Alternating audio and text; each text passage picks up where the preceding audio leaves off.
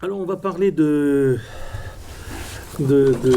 film de deux réalisateurs qui avaient déjà fait Chico et Rita. Et en accord avec eux d'ailleurs, alors on va les avoir en visio, et en accord avec eux, on va juste, vous savez, vous avez lu le programme, que c'était, ils sont à la recherche d'un jeune pianiste brésilien disparu en 76 en Argentine. Et ce que je vous propose, c'est d'écouter un morceau de sa musique qui s'appelle Nebulosa. On va regarder, ça dure... enfin, on va écouter, ça dure 1h40. 1 minute 40.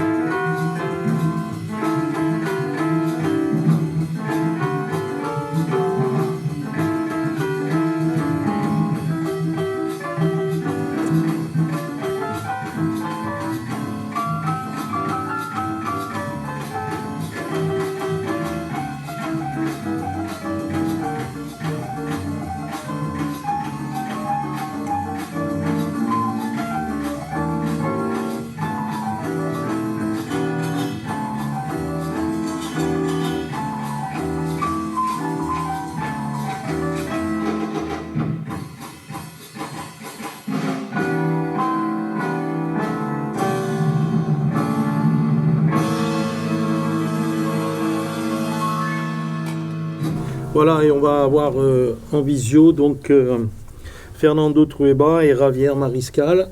Voilà. Grâce à Brian, que je remercie à l'avance. Fernando ?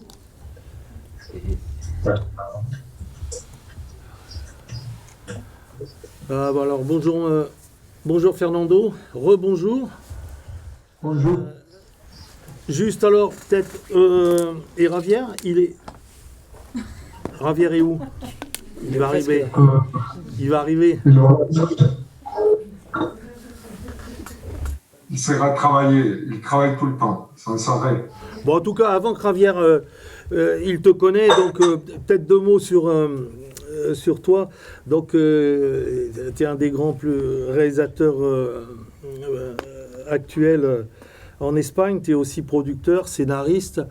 Tu es un homme qui sait faire beaucoup de choses parce que tu as fait une vingtaine de films et de courts-métrages. Tu fais aussi bien des films pour le cinéma que pour la télévision. Tu fais aussi bien des fictions que des documentaires. Et en plus, toi, parce que ça arrive, dans le cinéma, et toi, en plus, tu fais du cinéma d'animation. C'est quand même assez rare, ça.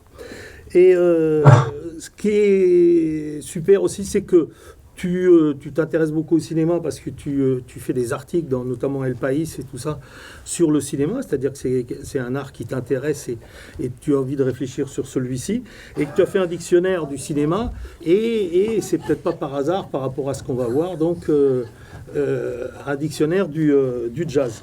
Ouais, juste pour dire aussi, par rapport à ta filmographie, je retiendrai la belle époque où tu as obtenu un Oscar en 1994.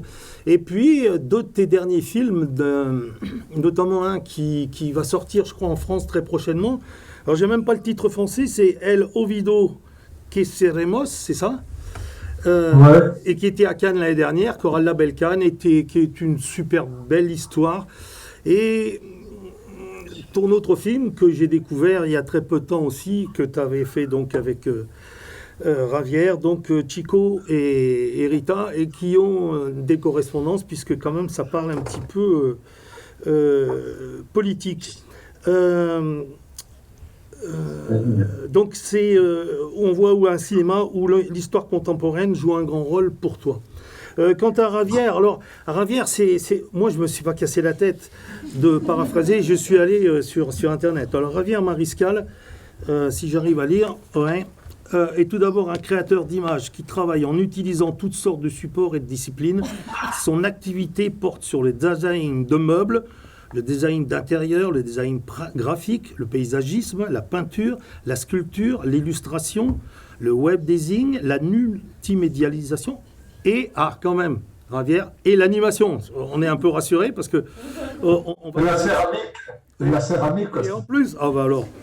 Et comme il a l'habitude d'affirmer, ma spécialité est d'être créatif, innovant, de faire arriver le langage le plus loin possible, d'essayer de développer des codes, des signes et des messages graphiques, les mettre à jour. Voilà. Donc, avant de vous laisser la parole, je vais quand même présenter les deux intervenants qui sont à côté de moi.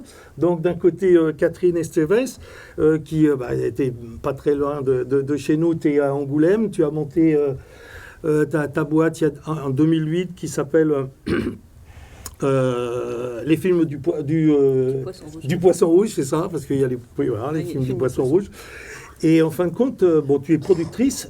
Tu ne seras pas sur ce film, mais en tout cas, on pourrait dire que quand tu produis un film, tu aides au plus haut point avec ce que tu appelles ta boîte à outils de logiciels pour que ces réalisateurs puissent aller le plus vite possible et faire le plus beau possible.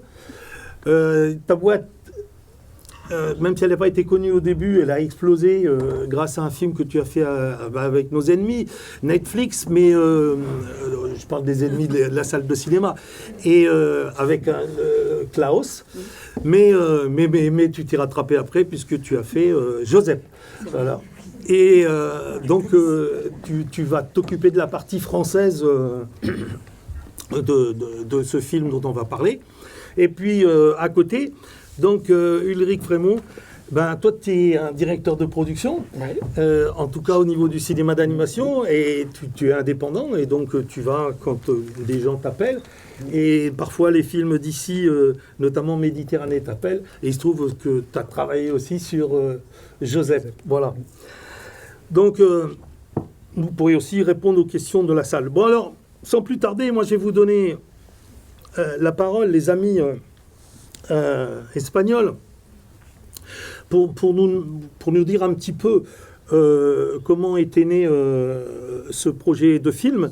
Alors, ça s'appelle They Shoot the Piano Player. Donc déjà, est-ce qu'il y a un petit clin d'œil à Truffaut? Ouais, dans le titre, mais il y a aussi un petit clin d'œil dans le film, il y a à nous deux. Mais bon, je vais commencer moi à raconter un peu la genèse, l'histoire, et après je pense que Javier, il peut nous parler plutôt de l'approche plastique et de tout son travail. Bon, l'origine de ce film, c'était j'ai tourné un autre film, un documentaire au Brésil en 2004, donc il y a longtemps.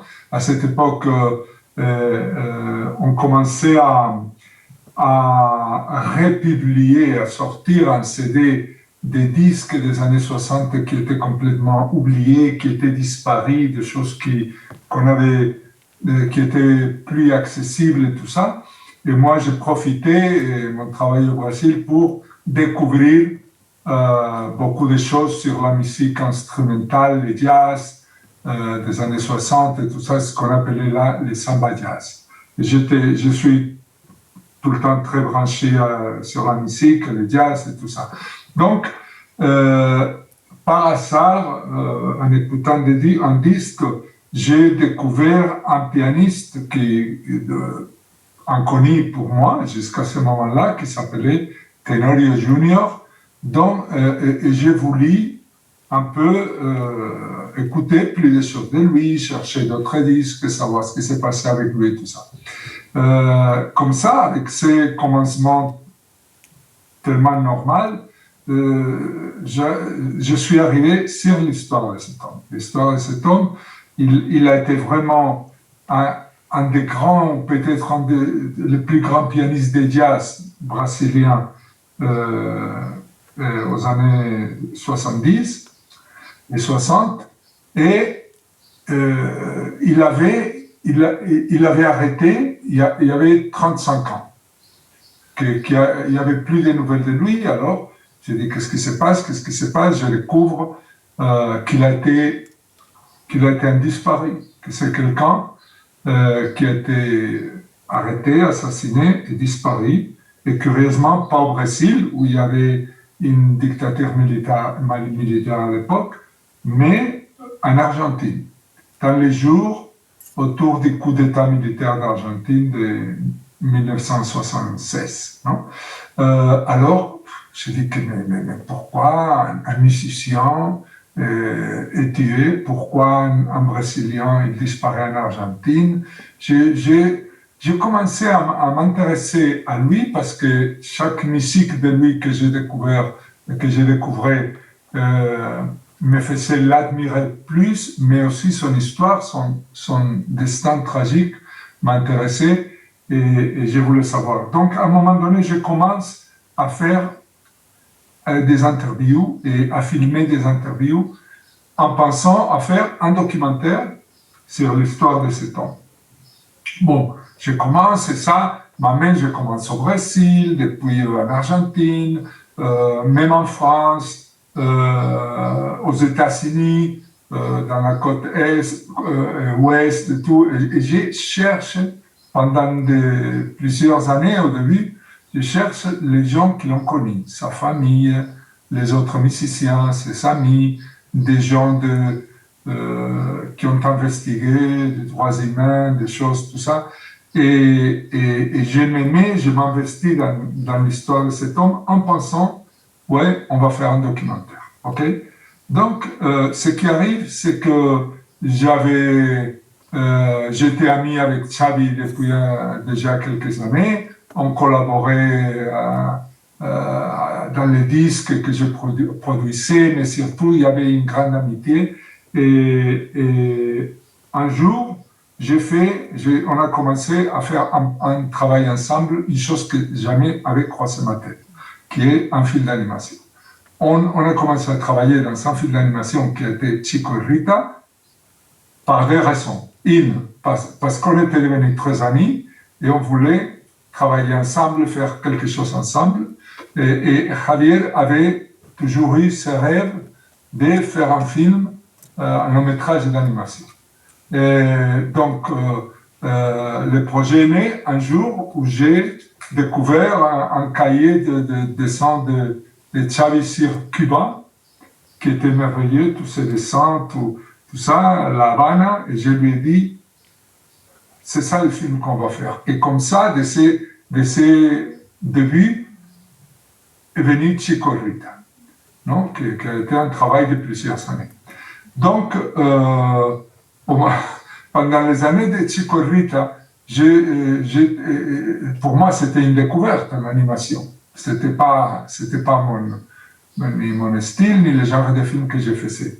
Donc, mais un jour, j'ai commencé à penser que ces documentaires que j'étais en train de faire, que je finissais jamais, parce que toujours je voulais trouver plus de gens, interviewer plus de gens, tout ça, sur Tenorio Junior, j'ai commencé à me dire, cette histoire serait formidable en animation. Et ça, c'est-à-dire pourquoi on décide qu'un documentaire va être mis en animation. Ma découverte en faisant... Et au premier moment, je me disais, non, tu es obsédé parce que tu es en train de faire Chico Rita et tu regardes toutes les choses, tu vois tout en animation. Alors, tranquille, relaxe-toi et tu feras le documentaire. Mais cette idée, au lieu de disparaître de ma tête, chaque fois devenait plus clair, ça s'affirmait dans moi que l'histoire de Tenorio serait meilleure en animation. Pourquoi? Parce que l'animation, c'est un langage, on sait que c'est le langage parfait pour les enfants. Ok, ça, tout le monde le sait. Ça, c'est normal. Mais il y a certaines histoires que tu peux trouver que le langage de l'animation le convient plus que le langage documentaire ou même un film live action avec des acteurs, tout ça. En faisant Chico Rita, on a mis des personnages réels au milieu de l'histoire qu'on racontait. C'est-à-dire, on racontait cette histoire d'amour dans les années 40 et 50 à New York et à La Havana entre un pianiste et une chanteuse, mais c'est plein de personnages de l'époque qui apparaissent, Chano Pozo, des musiciens cubains, musiciens américains, Charlie Parker, Dizzy Gillespie, je ne sais pas, nombre de jazzistes, musiciens américains, etc., etc. Je me rendais compte que quand je voyais dans une salle de cinéma un biopic, Charlie Parker, par exemple, Clint Eastwood, très bien fait, un bon film, la critique adore, l'acteur il fait un grand travail, mais je ne croyais jamais. C'est-à-dire, je voyais tout le temps un acteur qui faisait un travail pour incarner un musicien. Donc ça d'un côté, et par contre, quand Xavi dessinait Charlie Parker et Thelonious Monk, moi je croyais, parce que je voyais Thelonious Monk ou Charlie Parker et j'écoutais sa musique. Non? D'un autre côté, je me rendais compte que si on faisait l'histoire de Tenorio documentaire, ça finirait à 5 heures du matin dans une chaîne thématique d'histoire où on passe des documentaires des disparus. Combien de documentaires ont été faits sur les gens qui ont disparu en Argentine, sur les coups d'État, sur toutes ces choses. Alors, je me rendais compte, pas seulement que le dessin animé était le langage privilégié pour faire ça, parce que ça ne serait pas une suite de témoignages, des gens qui parlent de quelqu'un qui est disparu, mais qu'on pouvait les redonner vie. C'est-à-dire qu'on pourrait revivre cet homme, l'écouter jouer son piano, jouer avec ses amis et ses compagnons de la musique, aussi qu'on pouvait recréer les moments historiques qu'il a vécu, c'est-à-dire la naissance de la bossa nova au Brésil, tous les endroits où les samba jazz se jouaient, tous les bars, tous les clubs, en même temps, puisque sa fin est arrivée pendant le coup d'État en Argentine, on allait aussi recréer ça, toute cette ambiance de ces derniers jours avant le coup d'État, la torture, toutes ces choses qui se passent. Et donc cette idée, chaque fois je croyais plus en elle. Alors la première chose, avant de parler à personne, j'ai parlé à Javier et je lui ai dit qu'est-ce que tu penses de ça? Est-ce que tu aimerais qu'on travaille ensemble, on fasse un deuxième film? Et comme ça, on a commencé des shows de piano player. Ils sont tirés sur les pianistes. Donc, qui raconte toute cette histoire et raconte un peu les chocs entre la barbarie, les coups militaires, tout ce qui se passe à cette époque dans l'Amérique, mais aussi avec le monde merveilleux de la musique, du jazz, de la bossa nova et tout ça, dans une époque formidable. Donc, on a créé on a utilisé tout le matériel documentaire que j'avais filmé, mais avec ce matériel, à partir de ce matériel, on a écrit un scénario. Et dans ce scénario, il y a un personnage qu'on voit là derrière Xavi, c'est un journaliste américain qui est en train d'écrire un livre sur la bossa nova.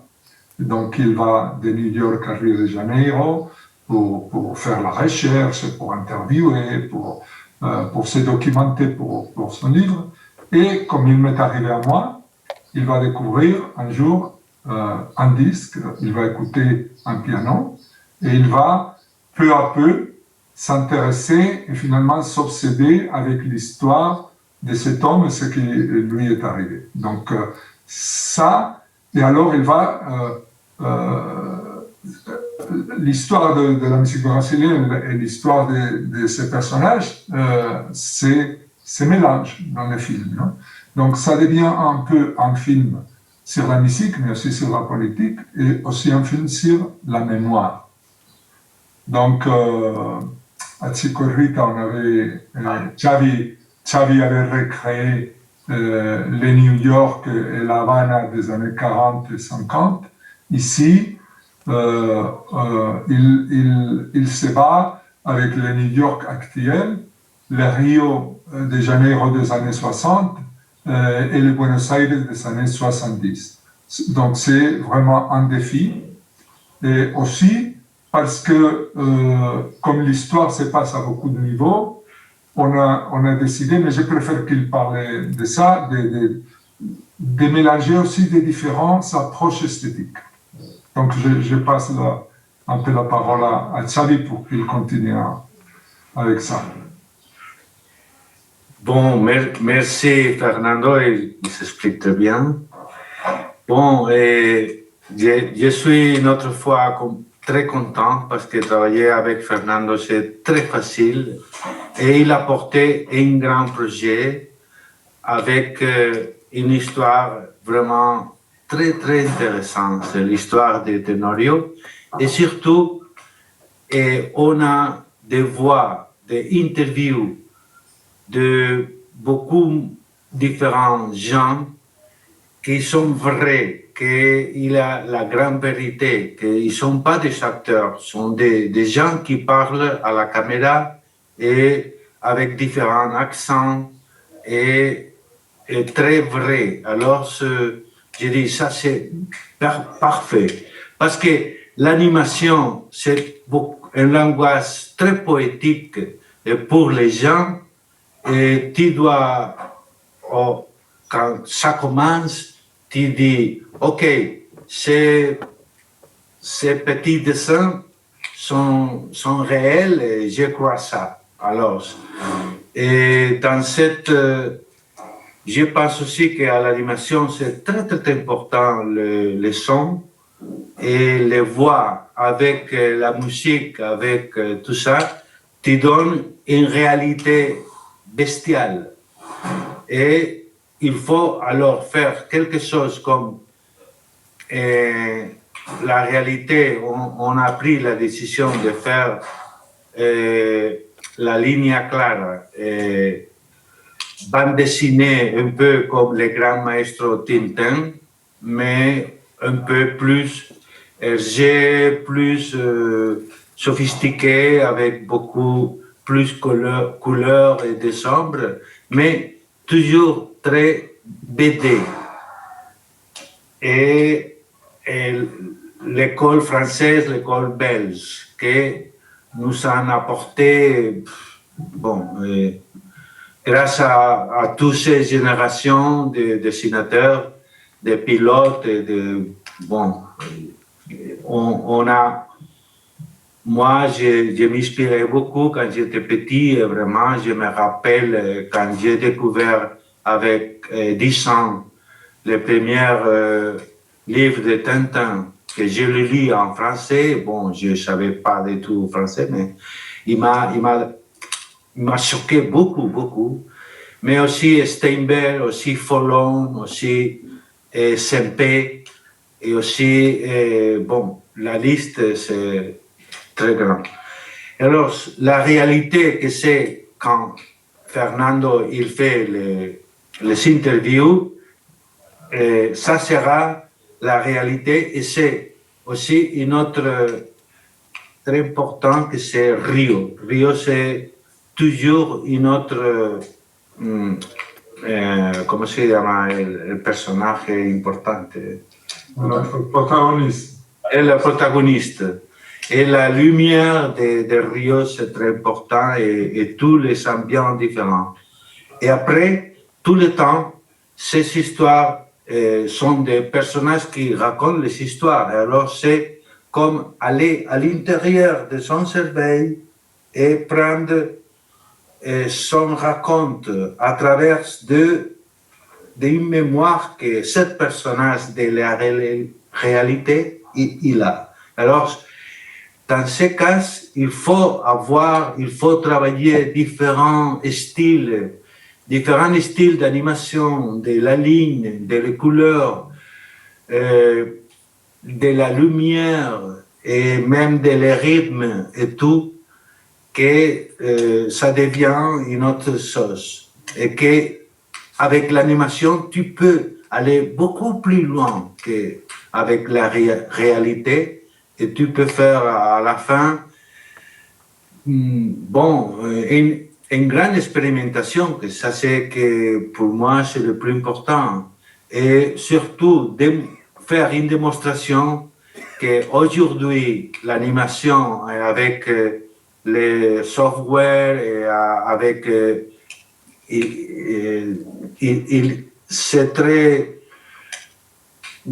c'est un lieu d'expérimentation que tu peux aller très loin et tu peux faire.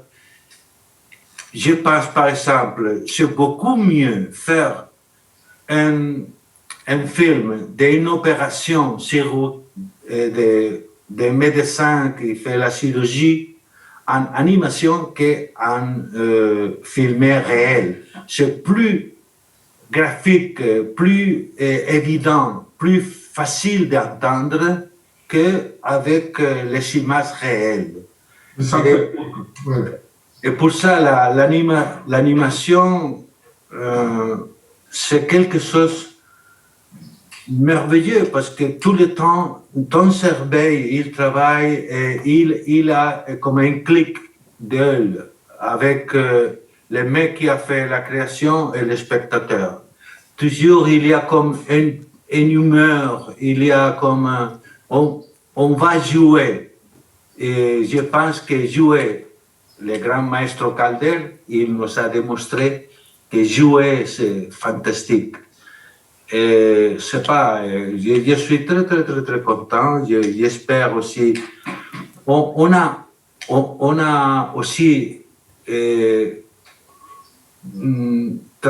On travaille avec beaucoup moins d'argent que Chico et Rita et on peut le faire parfaitement parce qu'on a trouvé un système grâce à les gens de... Comment se llama le pueblo este? Angoulême. De Angoulême. Catherine, oui. Oui, oui. Mais aussi les gens de Portugal et de l'Hollande. Et sera vraiment quelque chose de très nouveau, c'est comme une bande dessinée filmée, mais que dans le même temps, il y a tout le temps un jeu sur la mémoire et sur la réalité, et tout c'est faux, et on joue tout le temps. Et il y a plein de... Aussi, on a utilisé un peu quelques petits morceaux de la nouvelle vague parce que la bossa nova et la nouvelle vague, dans cette époque, c'était une grande explosion de gaieté, de nouveaux langages, que c'est très, très joli comme Fernando il a fait cet mariage, non? Bon, je pense aussi que je suis très content que la France c'est là, parce que la France, c'est le pays qui a inventé vraiment tout ce langage. Et aussi, vous avez beaucoup de la chance, parce que vous avez un public fantastique, que vraiment il aime et que les gens, on achète. C'est une industrie de tout ça. Et ça, c'est merveilleux. Pour quelqu'un de Barcelone, oh merde, j'aimerais être française quelquefois. Merci, vous pouvez l'applaudir quand même. Ouais. Ouais, merci Javier. Alors justement, peut-être parce que tu m'as donné une perche un petit peu par rapport à Catherine. Elle va peut-être pouvoir nous expliquer comment elle va vous aider justement à faire le film encore plus beau et encore plus vite. Mais peut-être, et on va la laisser parler, et après vous nous montrez quand même quelques images, non? Ah, très bien, parfait. On écoute Catherine, et puis après on lance des images enfin celles que vous avez envie de nous faire voir. Oui, la pression est un peu énorme. En fait, nous, au film du Poisson Rouge, on a peut-être une spécificité, c'est qu'on est... alors ça, c'est pas spécifique à nous, on est amoureux de l'animation en 2D et amoureux de l'animation 2D traditionnelle. Alors traditionnelle, c'est pas... aimer l'animation en 2D traditionnelle, c'est pas être rétrograde, c'est vouloir à tout prix défendre le travail des artistes dans leurs traits, garder au plus possible leurs traits et coller le plus possible au rythme narratif qu'ils pourraient vouloir exposer. Et c'est ce que dit Javier. Je le dis très mal, Xavier, en espagnol. Moi, je dis Javier et je suis désolée, je ne le dis pas bien. Donc, en fait... comment on va pouvoir les aider? En fait, on a développé, nous, en interne, des briques technologiques. Je dis briques technologiques plus que logiciels, parce que quand je dis logiciel, très souvent, les gens croient qu'on fait, que dans notre boîte, on fait des logiciels, et c'est pas vrai. Et on les vend pas, et on les loue pas, parce qu'en fait, c'est un ensemble de technologies, de briques technologiques qui, en fonction des projets sur lesquels on travaille, on va les agencer différemment pour coller le plus possible à l'intention du réalisateur et du directeur artistique. Voilà. Et donc, quand Javier et Fernando nous ont questionnés, c'était comment est-ce que dans un temps imparti, un budget imparti et dans une exigence graphique telle que celle de Mariscal, qui n'est pas simple à reproduire en animation, comment est-ce que vous allez pouvoir nous accompagner? Donc on a réfléchi, fort de notre expérience sur d'autres films et de similitudes avec d'autres projets, on a réfléchi à comment on pouvait les accompagner en mettant à disposition un de nos outils, et on va en utiliser qu'un a priori sur ce film, un outil qui s'appelle Odoo, qui est un logiciel qui fait aussi bien l'intervallage d'animation que de la lumière, etc., qui résonne sur le tracking, un tracking très très particulier. Et on va essayer d'être le plus proche possible du trait de Mariscal et du respect de son dessin et de sa direction artistique. Bon, merci à toi de nous avoir éclairés.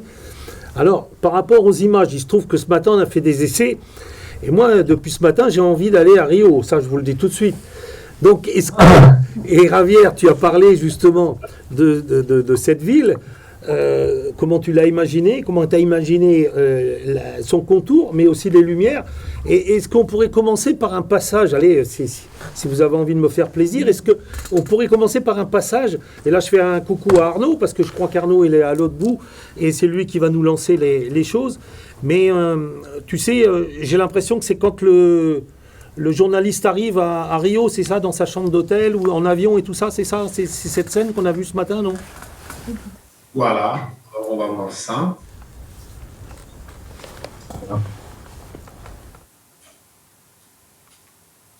These caught my attention. I checked out the liner notes and came across an image until that moment, and that's unnamed Norio 2. Ellos lo ven en la imagen. I wanted to know who this guy was, this piano player I'd never heard of. What else had he done? What was he doing now? Je rappelle que c'est l'animatique, hein, c'est pas le... Voilà, c'est l'animatique. Matic, c'est des voix temporaires, provisionnelles. I figured he must have died the way most musicians did back in the 70s. Drugs or a car crash while touring.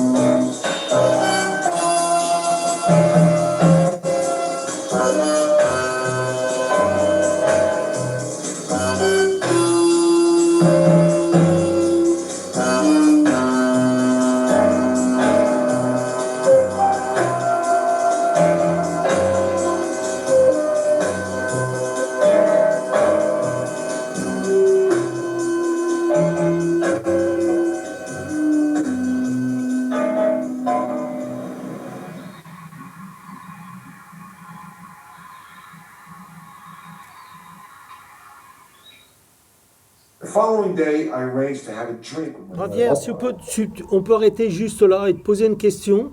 Je voudrais savoir si, un petit peu comme ton compère Fernando, qui est allé voir les gens, les interviewer, etc., pour s'imprégner des choses et tout ça, est-ce que toi, tu fais la même chose au niveau de tes décors? Et est-ce que tu vas sur place? Je me rappelle que pour Chico et Rita, je crois que tu étais allé à la Havane et tout ça, et que tu avais eu besoin pour après faire tes décors. Je voudrais que tu nous parles de tout ça. Je connais bien Rio, j'y étais plusieurs fois depuis les années 80.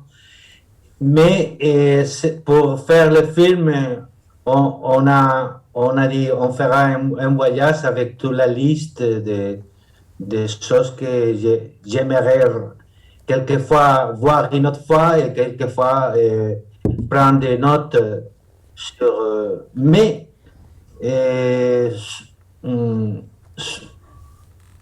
quelque chose il est arrivé à Le Monde que c'était un virus. Et on a dit, il faut rester à la maison. Oh merde.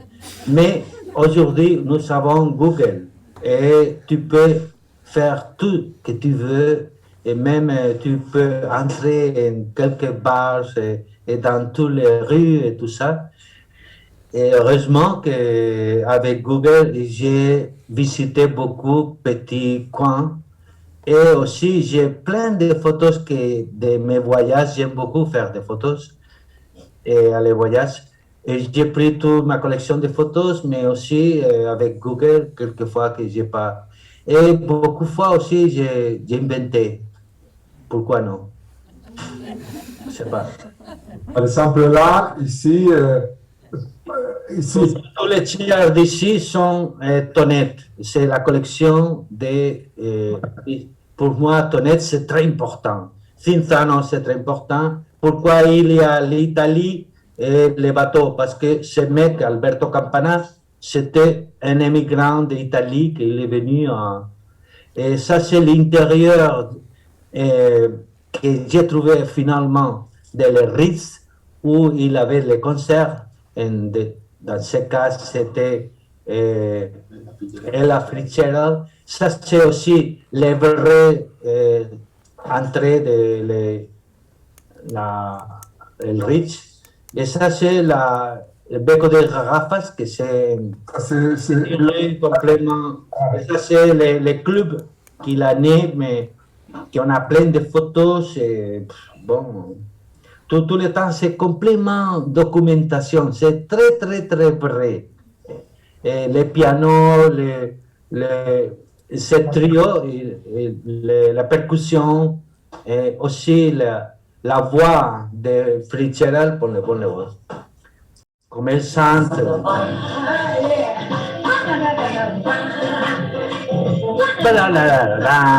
Hey, samba trio. Ella Fitzgerald. Elle chante pour vous, mais elle est vraie. C'est pas Mariscal qui chante, pas du tout, hein.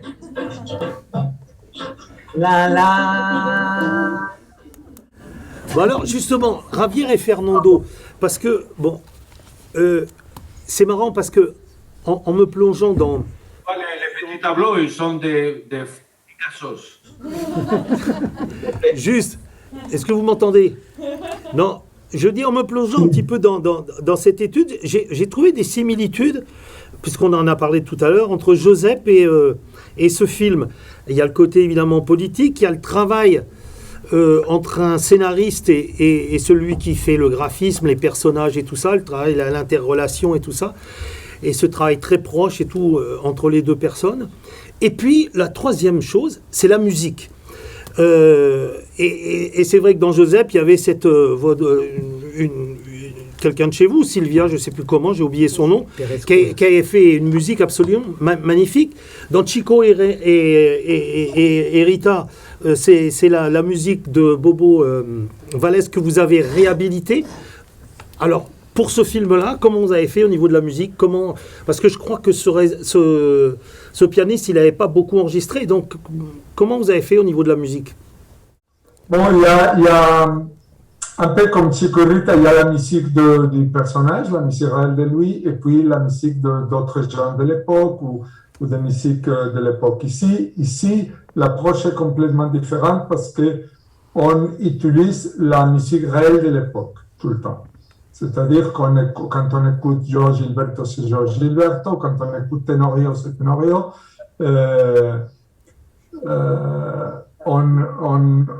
Il y a aussi certains moments magiques du point de vue musical parce que, par exemple, il y a un moment, il y a certaines choses originales qu'on a enregistrées qui seront un peu, qu'on va voir écouter pour la première fois dans le film aussi. Non?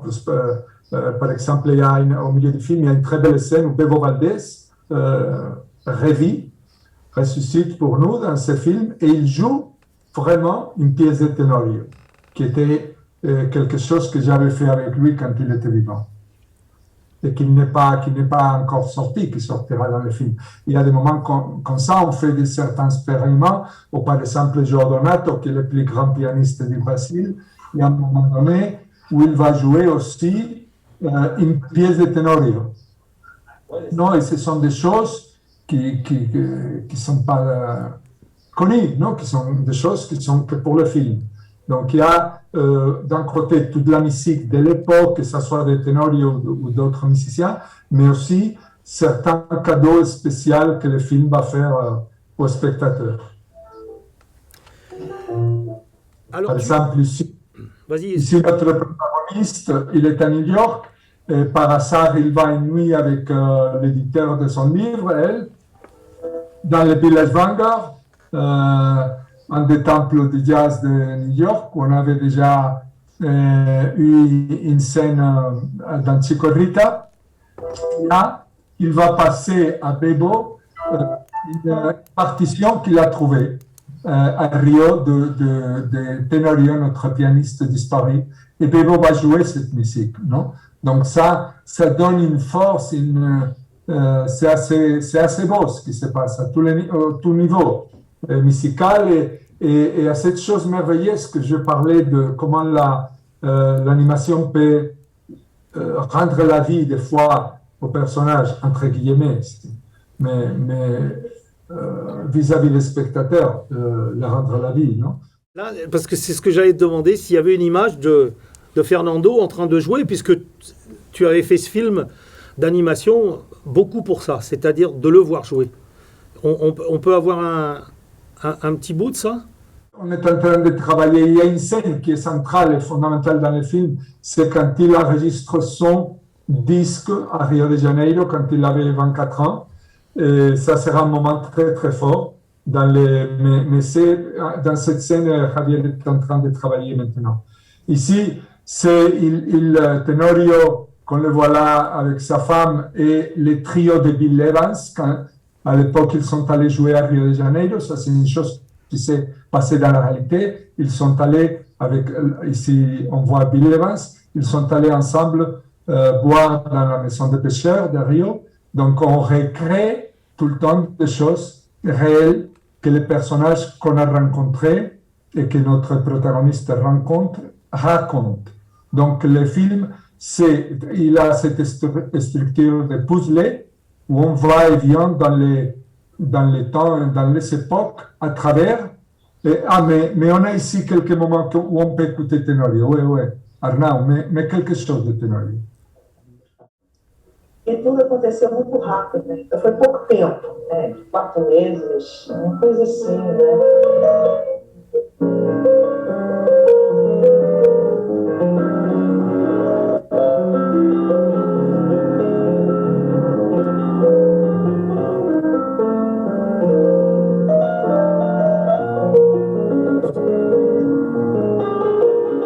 Era mais de um sonho que não deu certo, né? Mas eu adorava ver ele tocar, você sentava no piano e o mundo parava, realmente, e se encantava, como se fosse um encantamento, né? E realmente a música dele envolvia tudo, né?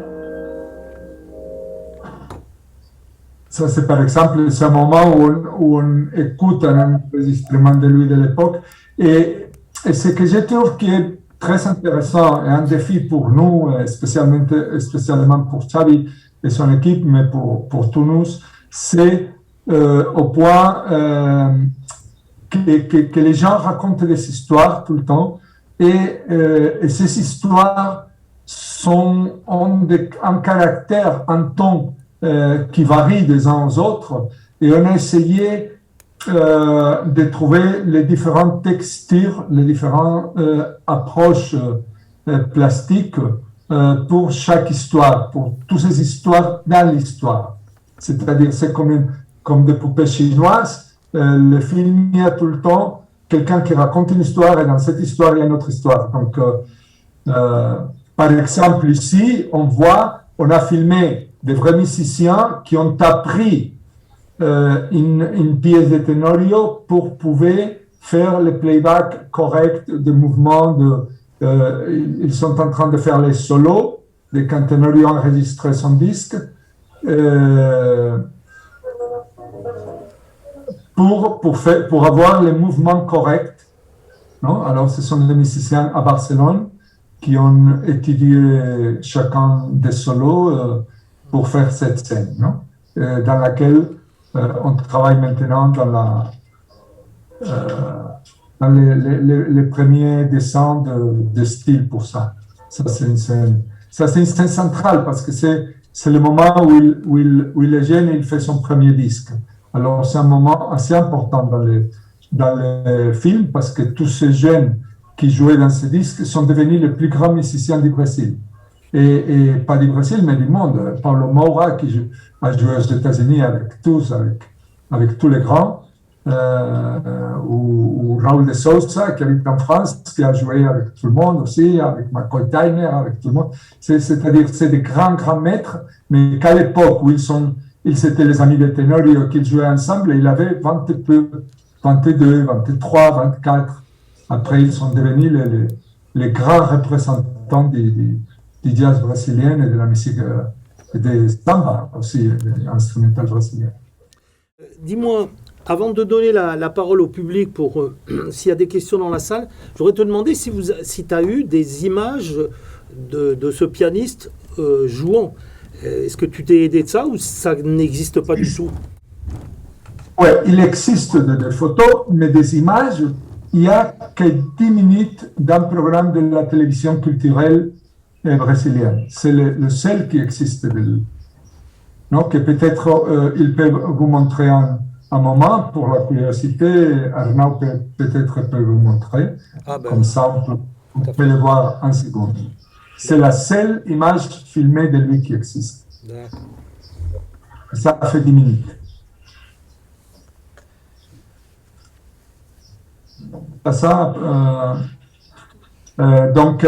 Donc pendant qu'il trouve, pour les histoires, pour les récits de chaque personnage, on a cherché ces approches différentes plastiques. Des fois, il y a des histoires qui appartiennent un peu au film noir, il y a des histoires qui sont plus fantastiques, d'autres sont plus réalistes, d'autres sont plus politiques, plus noirs. Xavi a trouvé des différents traitements pour c'est donc un hommage aussi au cinéma. Oui, c'est-à-dire il y a des moments où la référence a été les lumières, les ombres de films de Jacques Tourneur. D'autres fois, on utilisait d'autres références comme ça, comme inspiration, mais toujours en fonction du type d'histoire qu'on allait nous raconter. Là, on a ça, c'est ce programme de la télévision culturelle à Tenorio. Il est là derrière.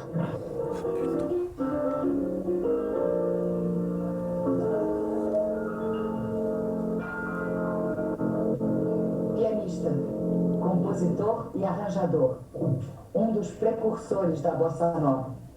Conosco, na Universidade Popular, Francisco Tenório Júnior.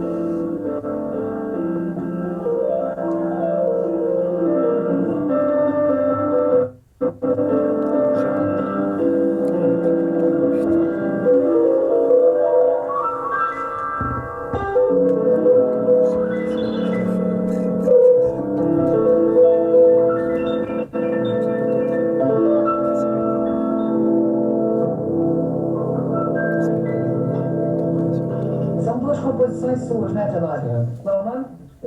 O primeiro foi Embalo e o segundo é Saudade. Tenório, como foi que você começou?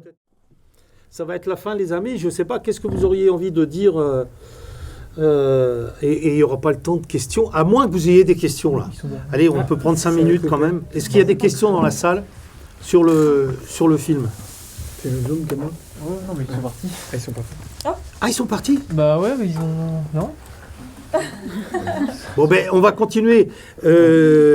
Alors, donc, parce que il y a quelqu'un qu'on n'a pas entendu, qui est le directeur de production, et alors qui connaît tout du film, peut-être nous dire un petit peu quel est ton rôle sur un film comme celui-là.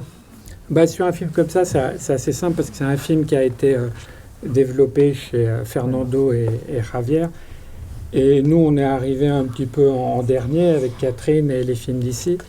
On avait fabriqué depuis peu de temps Joseph, on avait à peine fini. Et on a été contacté par Juan Carlos Concha, qui était notre premier assistant réalisateur sur Joseph, et qui avait déjà un pied dans cette histoire-là. Et il devait coproduire le film en France, parce que c'est un film qui est une coproduction majoritairement espagnole, minoritairement française, puis hollandaise, puis portugaise. Je pense que le film devait être coproduit avec Prima Linea, qui finalement a arrêté. Et Juan Carlos a pensé à nous et a contacté Serge Laloux, le producteur des films d'ici. Et donc on est arrivé là-dedans et on a réfléchi comment justement on allait insérer une partie de notre pipeline qu'on avait déjà utilisée pour Joseph. Et puis voilà quoi. Donc on fait des tests et on s'organise et on monte des équipes. En fait, la vraie difficulté sur ce genre de film, elle n'est pas tant technique que organisationnelle en fait, parce qu'on a en face de nous des gens qui sont passionnés, qui ont des idées, enfin 1000 idées à la minute, et qui demandent d'avoir en face énormément de souplesse. Il faut sans arrêt s'adapter à leur vision qui peut être changeante. Il faut presque raisonner la production d'un long métrage comme celle d'un court métrage, et ce qui, quand on connaît bien l'animation, est un peu complexe. Donc voilà, il faut apporter des solutions de souplesse essentiellement. Et puis après, il y a ce dessin, donc vous voyez cette approche aussi qui est réaliste dans les décors, même dans les physionomies pour les reconnaître, mais dans le dessin qui n'est pas du tout réaliste, avec ces lignes un peu molles, et c'est une contrainte un peu complexe en animation. Mais voilà, il faut apporter le plus d'écoute et de souplesse possible. Est-ce que vous voulez ajouter des choses, parce qu'on va devoir se quitter, les amis? Est-ce que vous avez des questions? Juste Toinette, que ça donne terriblement envie de voir le film. Alors ça donne tellement envie de voir le film. Là, vous êtes tombé sur une spectatrice française, comme vous les aimez. Voilà, donc Javier, il n'y a pas de problème là. Ouais, nous aussi, on a très envie de voir le film. Moi, je ne puis pas. Chaque nouveau dessin, chaque nouvelle chose, c'est toujours une joie dans ce film pour moi. Parce que j'ai commencé il y a tellement de temps que maintenant, je commence à voir un peu la lumière maintenant, avec le travail de Xavi. Bon, en tout cas, écoutez, nous, on vous attend en France, pas seulement dans les festivals, mais on vous attend dans nos salles pour venir parler de votre film, le présenter au magnifique public français. C'est vrai, comme le disait Toinette, ça donne envie. Merci beaucoup d'avoir pris du temps pour nos rencontres au nom de la Nef. Je vous remercie beaucoup. Et puis à bientôt, à très bientôt. Merci à Ulrich, merci à Catherine et merci encore à vous. Merci à vous. À bientôt. À bientôt.